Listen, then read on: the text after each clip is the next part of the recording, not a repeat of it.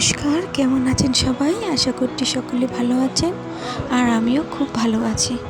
আজকের ভিডিওটা কী নিয়ে হবে আশা করি আপনারা বুঝতে পেরেছেন টাইটেল আর থাম্বনেল দেখে।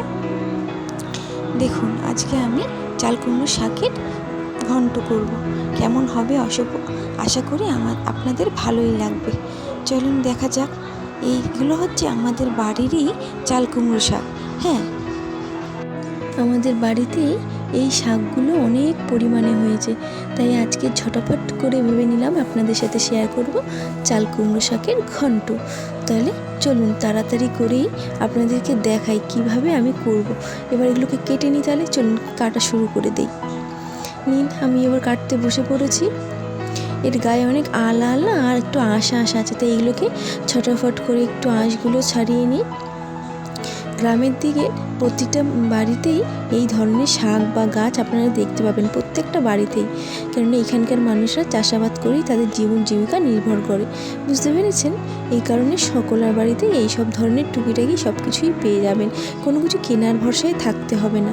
হ্যাঁ, আর শহরের দিকে যতক্ষণ কেনা ততক্ষণ খাওয়া, এরকম একটা ব্যাপার, তাই না?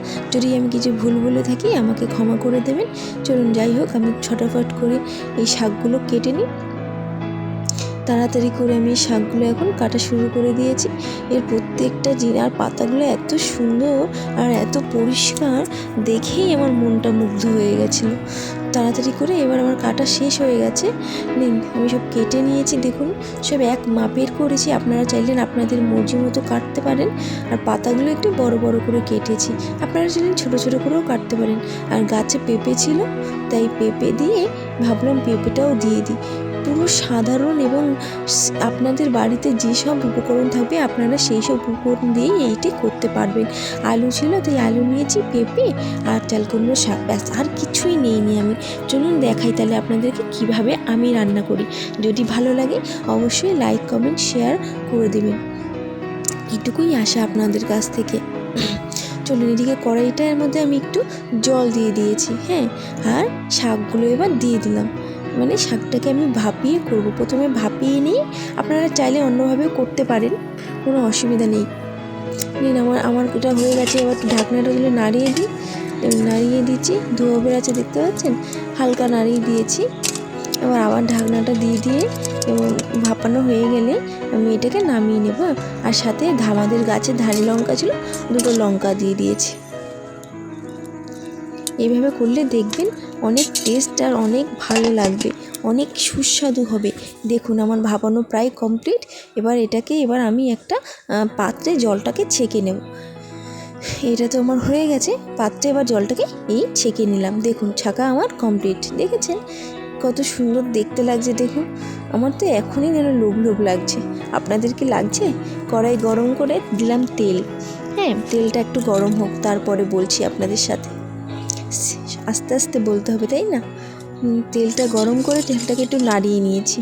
বেশি তাড়াহুড়ো করতে যাবে না, দেখবেন আবার তেল না গায়ে ছিটে যায়।